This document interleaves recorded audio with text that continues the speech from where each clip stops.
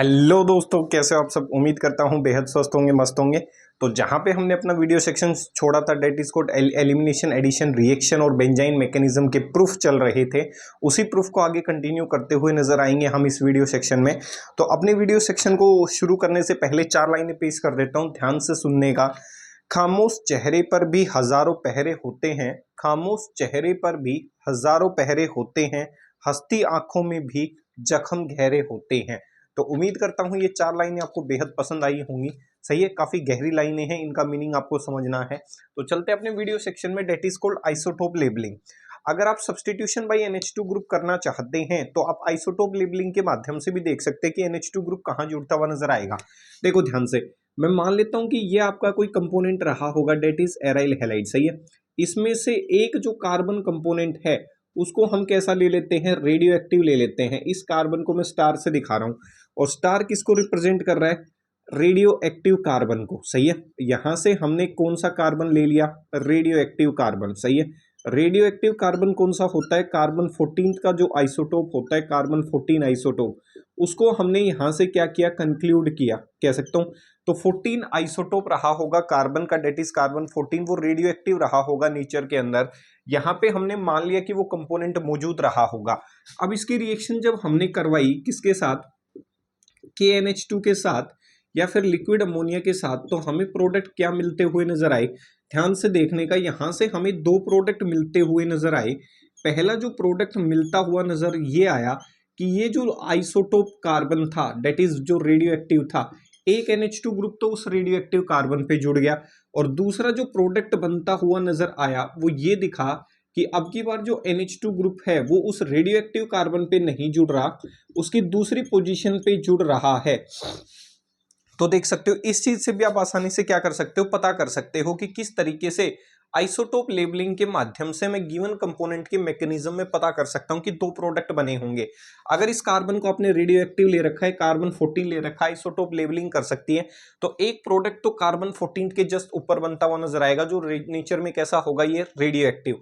ये कैसा कंपोनेंट बनता हुआ नजर आएगा, नॉन रेडियो एक्टिव। मतलब NH2 ग्रुप ऐसे कार्बन के साथ जुड़ा हुआ है जो कार्बन 14 का क्या नहीं है, रेडियो एक्टिव पार्ट नहीं है। मतलब ये कार्बन रेडियो एक्टिव नहीं है नेचर में, और ये कार्बन कैसा है, रेडियो एक्टिव है नेचर में। अब क्वेश्चन ये कि मैकेनिज्म बना कैसे होगा।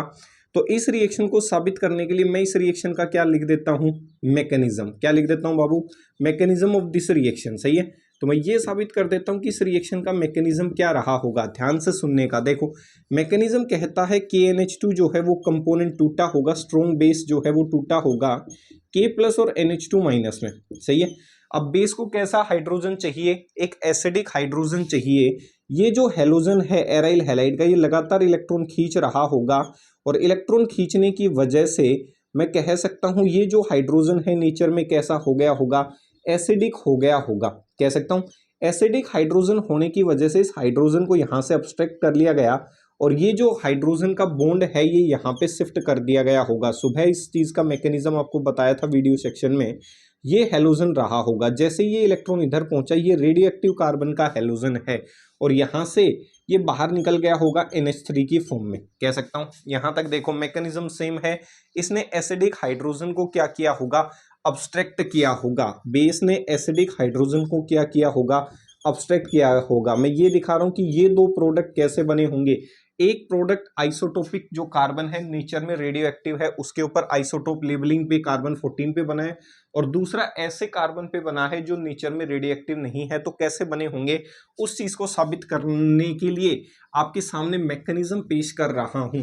तो देखो ध्यान से, यहां से हमने क्या किया, स्टेप नंबर जो 3 है, यहां से हमने तीसरा जो स्टेप है वो ये निकाला कि ये जो कंपोनेंट है यहां से एक रिएक्शन होगी, that is called elimination addition reaction. यहां से ये जो हेलोजन है नेचर में कैसा है, रेडियो एक्टिव, ये यहां जाएगा और ये कंपोनेंट यहां शिफ्ट हो जाएगा, और जैसे ये यहां शिफ्ट होगा ये कंपोनेंट यहां से बाहर निकल जाएगा, और बाहर निकलते ही एक इंटरमीडिएट की फॉर्मेशन करेगा, that is called benzyne intermediate. और ये कार्बन कैसा रहा होगा नेचर में, रेडियो एक्टिव। मैकेनिज्म का नाम दिया था हमने बेंजाइन इंटरमीडिएट। क्या बना भाई, बेंजाइन बनकर क्या हो चुका, तैयार। इसके बाद हमने क्या किया, हमने किया जी ये जो बॉन्ड है क्या तो ये बॉन्ड इधर शिफ्ट हो सकता है या फिर ये बॉन्ड इधर शिफ्ट हो सकता है। तो ध्यान से देखने का, दोनों स्टेप एक साथ दिखा रहा हूं। ये कंपोनेंट रहा होगा, सही है, देखो ध्यान से, ये कंपोनेंट रहा होगा बेंजाइन का। अब यहां से दो रास्ते संभव हो सकते हैं। कैसे? एक रास्ता तो ये संभव हो सकता है कि ये जो बॉन्ड है ये कहाँ की तरफ शिफ्ट हो जाए, इधर की तरफ, सही है। दिखा ही देता हूं, मान लो ये जो बॉन्ड है, दोनों केसेस दिखा देता हूं। हो सकता है ये बॉन्ड इधर शिफ्ट हो जाए, और जैसे ही ये बॉन्ड इस दिशा में शिफ्ट हुआ होगा तो ये तो रेडियो एक्टिव कार्बन, ये कैसा नेगेटिव, ये डबल बॉन्ड और ये ऐसे। अब इस नेगेटिव चार्ज को क्या चाहिए? एसिडिक हाइड्रोजन चाहिए। तो इसका मतलब इस स्टेप में क्या होगा, जो आपका अमोनिया है, जो अमोनिया बना था पीछे वाले स्टेप में, ध्यान से देख सकते हो पीछे NH3 बना था, वहां से ये कंपोनेंट क्या निकाल ले? Acidic hydrogen. नाइट्रोजन जब हाइड्रोजन से इलेक्ट्रॉन खींचेगा तो ये हाइड्रोजन कैसा हो जाएगा?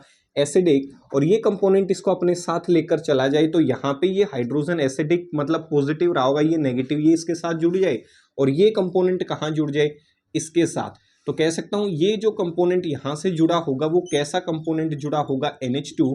और यहाँ पे जो कार्बन रहा होगा वो कैसा रहा होगा? रेडियो एक्टिव कार्बन रहा होगा। कैसे कार्बन पे प्रोडक्ट बना? Radio active carbon 14 contain NH2 group, कह सकता हूं। सेम प्रोसेस इसके साथ हुआ होगा। इसके साथ क्या हुआ होगा? देखो ध्यान से, हो सकता है ये जो बॉन्ड है ऐसे शिफ्ट कर जाए, सही है। केस नंबर 2, ऊपर वाला केस फर्स्ट था और ये केस नंबर 2, ये बॉन्ड ऐसे भी शिफ्ट हो सकता है। जब ये बॉन्ड ऐसे शिफ्ट होगा तो इस पे चार्ज कैसा होगा? देखो ध्यान से, इसको अंदर की तरफ दिखा रहा हूँ, रेडियो एक्टिव को ऊपर की तरफ पहुंचा होगा बॉन्ड, कैसा? नेगेटिव। ये डबल, ये सिंगल, ये कैसा? डबल। अब देखो ध्यान से, इसके ऊपर जब ये कंपोनेंट बना होगा तो फिर से अमोनिया आयन रही होगी, उसने इसके ऊपर हमला किया होगा। अब नाइट्रोजन से हाइड्रोजन ने इलेक्ट्रॉन खींचे, खींचने की वजह से हाइड्रोजन पे चार्ज कैसा हो गया? पॉजिटिव। उस हाइड्रोजन से इलेक्ट्रॉन निकाल लिए गए, उसने इस नेगेटिव के हिस्से पे क्या कर दिया? अटैक। अब जैसे ही नेगेटिव को क्या मिला? पॉजिटिव। तो ध्यान से देखो, इधर तो जुड़ गया हाइड्रोजन, इस नेगेटिव हिस्से के ऊपर ये पॉजिटिव हाइड्रोजन जुड़ गया, और ये कार्बन कैसा रह गया? Radio active. और यहाँ पे कौन सा ग्रुप जुड़ गया? NH2 group. तो देख सकते हो यहाँ पे NH2 जो ग्रुप है वो कहाँ जुड़ा है? NH2 group is attached, is not attached, is not attached on carbon 14 isotope, जो नेचर में कैसा है? रेडियो एक्टिव है नेचर के अंदर, which is radio active in nature. इसका मतलब कह सकता हूं दो प्रोडक्ट बने होंगे, एक का पता कैसे करोगे? एक तो कार्बन 14 जो रेडियो एक्टिव है नेचर में, उसके ऊपर क्या जुड़ गया होगा? सीधा NH2 ग्रुप जुड़ गया होगा जो नेचर में रेडियो एक्टिव रहा होगा, और दूसरा जो कंपोनेंट है वो उस कार्बन पे जुड़ा होगा जो नेचर में कैसा नहीं है? रेडियो एक्टिव नहीं है। तो वहां पे जाके आप इस प्रोडक्ट का आसानी से क्या कर सकते हो? पता कर सकते हो। तो पहला है ortho di substituted aryl halide product नहीं बनाते।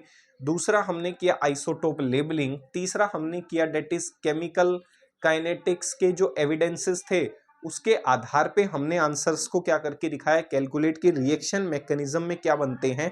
बेंजाइन इंटरमीडिएट्स बनते हैं। क्या बनते हैं ब्रदर? बेंजाइन इंटरमीडिएट्स बनते हुए नजर आते हैं। यहां तक किसी भी प्रकार की कोई दिक्कत नहीं होनी चाहिए, सही है। आगे चलते हैं अगली चीज पे, सही है। अब क्वेश्चन ये चल रहा है कि बार बार मैं हेलोजन को क्या कर रहा हूं? हटा रहा हूं। तो क्वेश्चन ये है कि जब हेलोजन को बार बार हटा रहे हो तो एरोमेटिक जो सिस्टम है, एराइल हैलाइड है, उसमें जब हेलोजन को हटाओगे तो उसके ऊपर अटैक कौन करेगा? हमला कौन करेगा भाई? इलेक्ट्रोफाइल हमला करेगा या न्यूक्लियोफाइल? तो देखो बेंजीन जो सिस्टम है उसके पास इलेक्ट्रॉन डेंसिटी अच्छी खासी क्या है? ज्यादा। इलेक्ट्रॉन डेंसिटी ज्यादा होने की वजह से उसके ऊपर हमला वो करेगा जिसके पास इलेक्ट्रॉन डेंसिटी की कमी रही होगी। केमिस्ट्री में जिसके पास इलेक्ट्रॉन की कमी होती है उसे केमिस्ट्री में इलेक्ट्रोफाइल कहा जाता है। तो एराइल हैलाइड किस प्रकार की रिएक्शन दिखाना पसंद करेंगे? इलेक्ट्रोफिलिक सब्स्टिट्यूशन रिएक्शन दिखाना पसंद करेंगे। तो अगला टॉपिक है कि electrophilic substitution reaction of aryl halide. अब कोई क्वेश्चन पूछे कि इलेक्ट्रोफिलिक सब्स्टिट्यूशन रिएक्शन ही क्यों दिखाते हैं, तो वो हम इस सेक्शन में कंप्लीट करते हुए नजर आएंगे। सही है। फिर इलेक्ट्रोफिलिक सब्स्टिट्यूशन रिएक्शन आपको करवाएंगे विद मैकेनिज्म, वो अगले वीडियो सेक्शन में लेके आएंगे। तो धीरे धीरे छोटे छोटे वीडियो सेक्शन आपके सामने पेश किए जा रहे हैं। सही है भाई। चीजों को लाइक करना है भाई, शेयर करना है, किसी अच्छी जगह शेयर करें जहां से पढ़ने वाले लोगों को ये कंटेंट मिले। सही है, ताकि वीडियो आगे प्रोसीड कर सके। देखो अगला जो टॉपिक है वो है इलेक्ट्रोफिलिक सब्स्टिट्यूशन रिएक्शन। सही है, electrophilic substitution, electrophilic substitution reaction कौन सी रिएक्शन है? Electrophilic substitution reaction. सही है, कौन सी रिएक्शन है? Electrophilic substitution reaction. क्वेश्चन ये होगा कि जो एराइल हैलाइड है वो इलेक्ट्रोफिलिक सब्स्टिट्यूशन रिएक्शन क्यों दिखाते हैं? तो ध्यान से सुनो। इन case of aryl halide, in case of aryl halide, halogen atom किससे जुड़ा होगा? Halogen atom is attached with benzene ring. सही है, is attached with benzene ring. Aryl halide जो होगा उसमें जो हेलोजन है वो किससे जुड़ा रहा होगा? बेंजीन रिंग से। सही है, ध्यान से देखो। सो in this case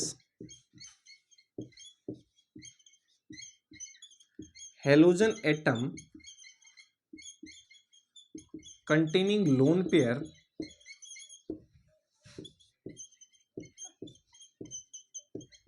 is in conjugation with benzene ring।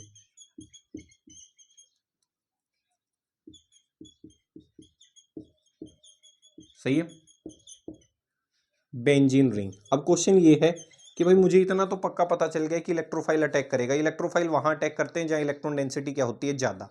Nucleophile ने क्यों नहीं किया? क्योंकि बेंजीन रिंग पास नहीं आने देगी। Electron density above the plane होती है और बिलो द प्लेन दूर से ही रिपेल कर देगी। अब इलेक्ट्रोफाइल भी कहां अटैक करेगा कि इलेक्ट्रॉन डेंसिटी कहां ज्यादा होगी? जब हेलोजन किसी बेंजीन रिंग पे जुड़ा होगा तो इलेक्ट्रोफाइल कहीं तो हमला करेगा। ऐसा थोड़ी कि कहीं भी आके क्या कर देगा? हमला। तो इलेक्ट्रोफाइल वहां हमला करेगा जब उस कंपोनेंट के अंदर इलेक्ट्रॉन डेंसिटी क्या रही होगी? ज्यादा। तो देखो in case so in this case halogen जो एटम है वो लोन पेयर कंटेन कर रहा है और वो किस में है? कंजुगेशन में है। किसके साथ? बेंजीन रिंग के साथ। तो कह सकता हूं सो कंजुगेशन में होगी तो क्या दिखा सकती है? Resonance. It it is capable of showing क्या? कौन सा effect? So it is capable of showing plus R effect. सही है, so it is capable of showing plus R effect on benzene ring. इतनी चीज क्लियर हो गई भाई। जो हेलोजन एटम है वो लोन पेयर कंटेन कर रहा है और वो जो लोन पेयर है वो कंजुगेशन में है किसके साथ? बेंजीन रिंग के साथ। कैसे?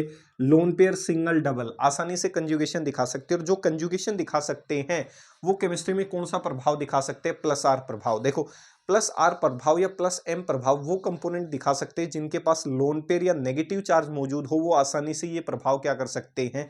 दिखा सकते हैं।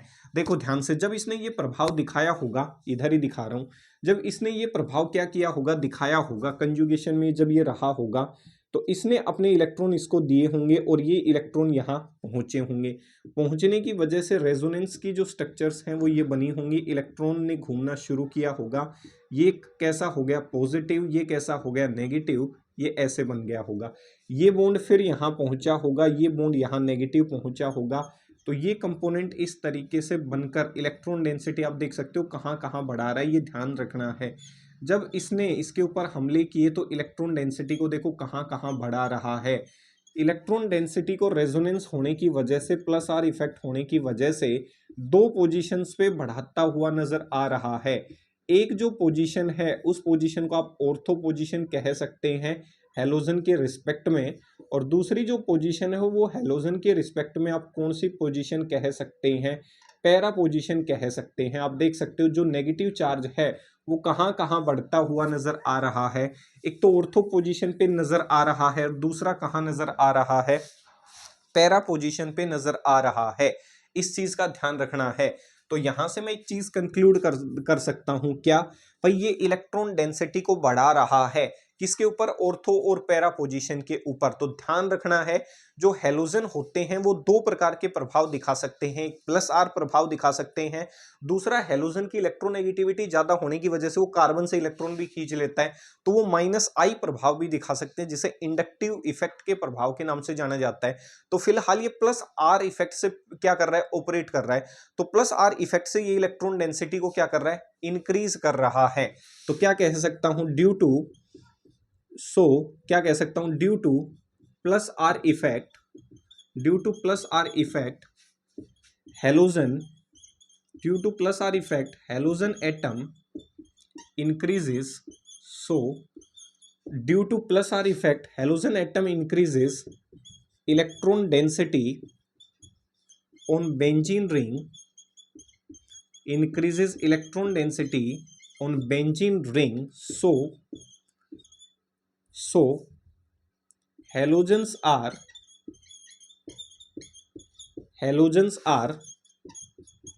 activating group in nature according to this concept. सही है, इस कंसेप्ट के अनुसार जो हैलोजन है वो बेंजीन रिंग पे इलेक्ट्रॉन डेंसिटी बढ़ा रहा है। कौन से कंसेप्ट के अनुसार, प्लस आर इफेक्ट के अनुसार। भाई प्लस आर इफेक्ट के अनुसार जो हैलोजन एटम है वो इलेक्ट्रॉन डेंसिटी बढ़ा रहा है। इसीलिए ऐसे ग्रुप को केमिस्ट्री में क्या कहते हैं, एक्टिवेटिंग ग्रुप। ध्यान से सुनो, केमिस्ट्री में एक्टिवेटिंग ग्रुप उसे कहा जाता है जो किसी भी कंपोनेंट को एक्टिवेट कर दे। क्या कर दे, एक्टिवेट, मतलब उस गिवन कंपोनेंट के ऊपर इलेक्ट्रॉन डेंसिटी को बढ़ा दे। Such groups are called as activating group. फिर से सुनो, ऐसे ग्रुप जो इलेक्ट्रॉन डेंसिटी को बेंजीन सिस्टम पे बढ़ा सकें, ऐसे ग्रुप्स को किस नाम से जाना जाता है, एक्टिवेटिंग ग्रुप के नाम से जाना जाता है। तो हैलोजन जो है वो इलेक्ट्रॉन डेंसिटी को ऑर्थो, इसके रिस्पेक्ट में ये पोजीशन कौन सी है, ऑर्थो। तो ऑर्थो पे नेगेटिव चार्ज बढ़ गया, नेगेटिव चार्ज का मतलब है इलेक्ट्रॉन डेंसिटी बढ़ा दी। फिर किसके ऊपर नेगेटिव चार्ज आ गया, पैरा के ऊपर, तो इसने भी इलेक्ट्रॉन डेंसिटी को क्या कर दिया, बढ़ा दिया। और इलेक्ट्रॉन डेंसिटी बढ़ाने की वजह से आप आसानी से कह सकते हो ये कैसा ग्रुप रहा होगा नेचर में, एक्टिवेटिंग ग्रुप रहा होगा। अब क्वेश्चन ये कि अभी तक मैंने आंसर दिया नहीं कि कहां हम इलेक्ट्रोफाइल को जोड़ते हुए नजर आएंगे। तो ये दो प्रभाव दिखा सकता है, एक प्लस आर और एक माइनस आई। तो प्लस आर चाहता है ये नेचर में एक्टिवेटिंग हो, प्रेडोमिनेट करे, सही है। तो दूसरा प्रभाव और देख लेते हैं, फिर देखेंगे दोनों प्रभाव में से कौन सा प्रभाव शक्तिशाली है, वही आंसर देता हुआ क्या आएगा, नजर आएगा। सही है, तो दूसरा प्रभाव होता है वो कौन सा होता है, माइनस आई इफेक्ट। भाई हैलोजन जो है उसकी इलेक्ट्रोनेगेटिविटी क्या है, ज्यादा है, और इलेक्ट्रोनेगेटिविटी ज्यादा होने की वजह से जो हैलोजन है वो कार्बन से इलेक्ट्रॉन विड्रा करेगा, और विड्रा करने की वजह से उस बेंजीन रिंग पे इलेक्ट्रॉन डेंसिटी क्या कर जाएगी, घट जाएगी। तो ऐसे में कह सकता हूं ये इसका नेचर कैसा रहा होगा, डीएक्टिवेटिंग। एक बढ़ाने की कोशिश कर रहा है और दूसरा क्या करने की कोशिश कर रहा है, घटाने की कोशिश कर रहा है। तो ध्यान से देखो इस केस को कैसे कह सकता हूं।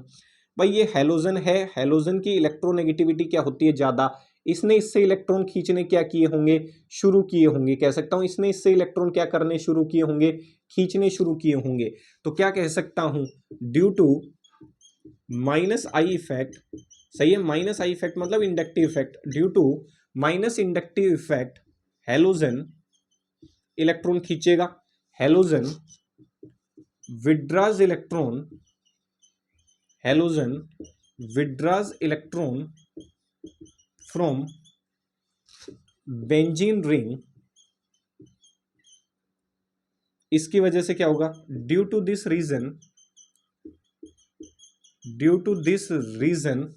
इसकी वजह से क्या होगा, इलेक्ट्रॉन डेंसिटी बेंजीन रिंग पे क्या करेगी, भाई कोई किसी से इलेक्ट्रॉन खींच रहा है, पीछे वाला इलेक्ट्रॉन दे रहा था, इसीलिए बेंजीन पे इलेक्ट्रॉन डेंसिटी बढ़ती जा रही थी।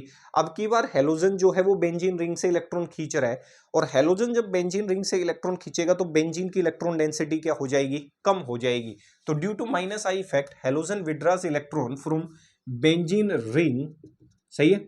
Due to this reason electron density on benzene system decreases. कह सकता हूं। Hence, according to this concept,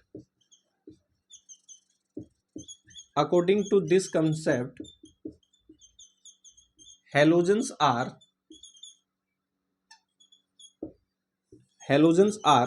deactivating group in nature. So according to this concept, halogens are deactivating species in nature, कह सकता हूं भाई। प्लस आर इफेक्ट से ये दिख रहा था कि जो हेलोजन है वो इलेक्ट्रॉन दे रहा है, तो एक सिनेरियो में तो हेलोजन को अच्छा दिखाया गया कि वो एक्टिवेटिंग है, और माइनस आई इफेक्ट भी हेलोजन दिखा सकता है क्योंकि कार्बन से ज्यादा इलेक्ट्रोनेगेटिविटी होती है तो इलेक्ट्रॉन खींचेगा। तो दूसरे पहलू में ये दिखाया गया कि माइनस आई प्रभाव की वजह से वो इलेक्ट्रॉन डेंसिटी बेंजीन पे कम कर देता है, और इलेक्ट्रोफाइल तो वहां अटैक करेगा जहां इलेक्ट्रॉन डेंसिटी ज्यादा है। इसने कम कर दी, उसने बढ़ा दी। अब क्वेश्चन ये है कि दोनों में से चलेगी किसकी, सही है। तो कंक्लूजन की अगर बात की जाए तो कंक्लूजन करने से पहले ये ध्यान रखना है, इंपॉर्टेंट पॉइंट है, इन केस ऑफ हेलोजन आपको पता है कि धरती का सबसे स्ट्रॉन्गेस्ट इफेक्ट कौन सा है, रेजोनेंस इफेक्ट है। उससे भी ज्यादा मजबूत एरोमेटिक सिस्टम वाला है, एरोमेटिसिटी है। तो आपको पता है कि resonance effect is the strongest effect. तो जितने भी आप पीछे पढ़ के आए हो सभी में जो उत्तर डिसाइड करेगा वो कौन डिसाइड करेगा, रेजोनेंस डिसाइड करेगी। तो इसका मतलब रेजोनेंस के हिसाब से ये नेचर कैसा होना चाहिए, एक्टिवेटिंग इलेक्ट्रॉन डेंसिटी को बढ़ाना चाहिए। लेकिन हेलोजन के केस में अपवाद के रूप में काम करता है क्या, माइनस आई इफेक्ट। हेलोजन मात्र एक ऐसा केस है जिसमें माइनस आई इफेक्ट जो है वो अच्छा खासा ज्यादा मजबूत होगा, किससे, रेजोनेंस से। यहां रेजोनेंस की नहीं चलने दी जाएगी। कौन सा इफेक्ट प्रिडोमिनेट करेगा, माइनस आई इफेक्ट की प्रिडोमिनेट करेगा। तो in case of halogen minus I effect, ये ध्यान रखना भाई इंपॉर्टेंट है। In case of halogen minus I effect predominates किसके ऊपर, predominates over plus R effect, सही है भाई। हेलोजन जो है वो माइनस आई, सिर्फ हेलोजन के केस में माइनस आई इफेक्ट जो है वो सबसे स्ट्रॉन्ग इफेक्ट होगा, रेजोनेंस को भी पीछे छोड़ देगा। In case of halogen, halogen के केस में माइनस आई इफेक्ट सबसे ज्यादा क्या होगा, स्ट्रॉन्ग होगा। In case of halogen minus I effect predominates over plus R effect, क्यों, बिकॉज, कोई पूछ ले क्यों, because halogens are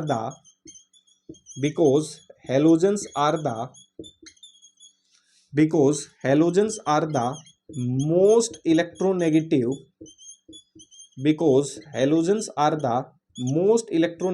element of periodic table. भाई हेलोजन प्लस आर भी दिखा सकता है और माइनस आई भी दिखा सकता है, लेकिन पढ़ने पे पाया गया कि दोनों में से चलेगी किसकी। तो हेलोजन के केस में माइनस आई इफेक्ट जो है वो अच्छा खासा मजबूत होता है, सिर्फ हेलोजन के केस में कि माइनस आई इफेक्ट की चलेगी, रेजोनेंस की नहीं चलेगी।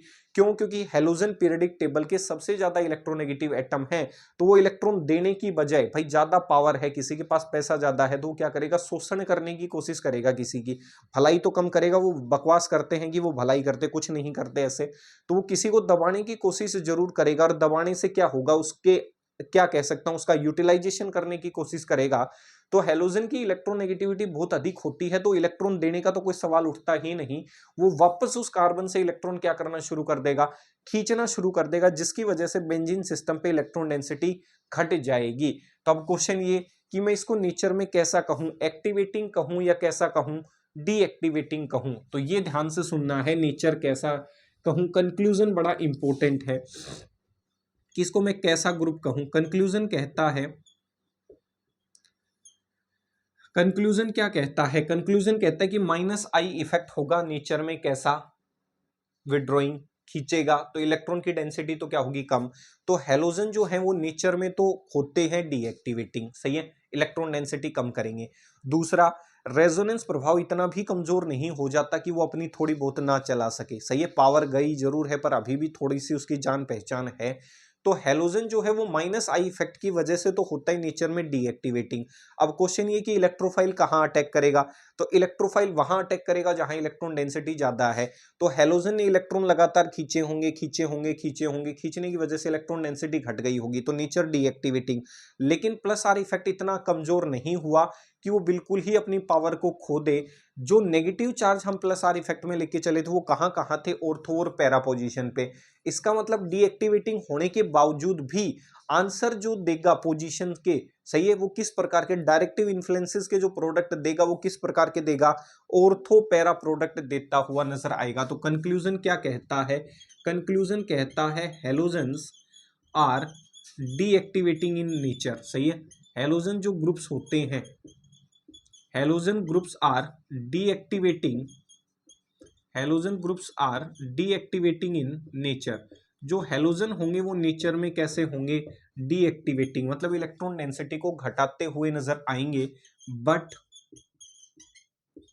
ऑर्थो पैरा डायरेक्टर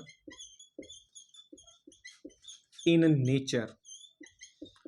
हेलोजन जो है वो इलेक्ट्रॉन डेंसिटी को बेंजीन पे घटाएगा जरूर, और इतनी बेंजीन के ऊपर माइनस आई इफेक्ट से प्रिडोमिनेट करके प्लस आर इफेक्ट के ऊपर चला जाएगा, जिसकी वजह से इलेक्ट्रॉन डेंसिटी बेंजीन रिंग पे घट जाएगी। अभी भी कुछ एक ऐसी जगह रही होंगी जहां पे बेंजीन पे इलेक्ट्रॉन डेंसिटी ठीक ठाक रही होगी, तो इलेक्ट्रोफाइल वहां अटैक करता है जहां इलेक्ट्रॉन डेंसिटी क्या होती है, ज्यादा।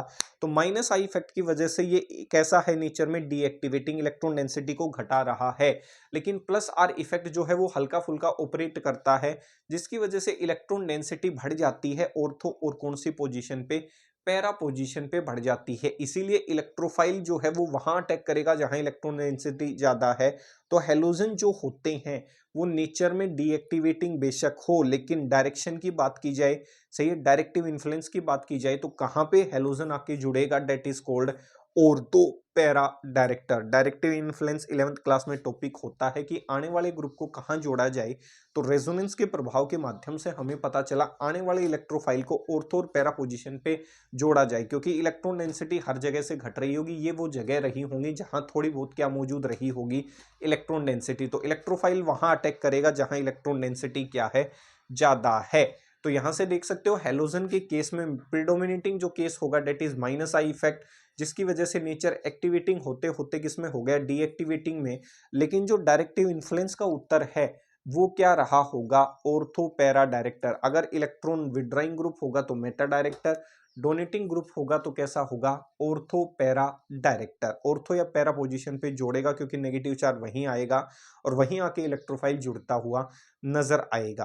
ठीक है, तो उम्मीद करता हूं ये छोटा सा वीडियो सेक्शन समझ आया होगा। फिर कल लेके आएंगे इसके लिए रिएक्शन। तो जाने से पहले 4 लाइनें सुन लो, सही है। दो, आजकल क्या है, मच्छर ज्यादा ही हो रखे हैं, तो ध्यान से सुनो। जब दो मच्छर आपस में बात कर रहे थे तो क्या कह रहे होंगे, सुनो। दो मच्छर स्टडी कर रहे थे, क्या कर रहे थे भाई, देख लो, पढ़ाई कर रहे हैं। तुम तो फिर भी पढ़ाई नहीं कर रहे, ये क्या कर रहे थे, स्टडी कर रहे थे। दो मच्छर स्टडी कर रहे थे। पहला मच्छर, मैं तो आगे डॉक्टर बनूंगा। दूसरा मच्छर, मैं आगे चलकर इंजीनियर बनूंगा। इतने में आंटी ने मोर्टीन जला दी। दोनों मच्छर बोले, बुढ़िया ने सारा कैरियर खत्म कर दिया। तो देख सकते हो भाई, मच्छर भी पढ़ने की इच्छा जता रहे हैं, लेकिन क्या है, आंटी ने मोर्टीन जारी कर दिया, जिसकी वजह से दोनों का स्वर्गवास या देहांत हो गया। सही है, कर लोगे तो जाने से पहले एक शायरी और सुन लो, सही है, सुनो ध्यान से, ठीक है। आजकल लोग क्या है, एक दूसरे को नीचा दिखाने के लिए लगे पड़े हैं, तो ये 4 लाइनें उन लोगों के लिए डेडिकेटेड हैं जो एक दूसरे को बड़ा ही नीचा दिखाने की कोशिश करते हैं, फिर भी उनको कुछ समझ नहीं आती। भाई देखो, सीधा सा है, जैसा कर रही हो वैसा आपके साथ भी जीवन में घटित होगा। अभी आपको समझ नहीं आ रहा, हो सकता है अभी आप ईगोइस्टिक फॉर्म में हो, सही है, धन दौलत के चक्कर में हो। तो ये 4 लाइनें ध्यान से सुनने का। देखो क्या कहा, किसी को बदनाम बहुत ज्यादा करते हैं, क्या इतनी ही की थी पढ़ाई, सही है, ध्यान से, आज तो पढ़ाई पे भी सवाल हो रखा है भाई तुम्हारी।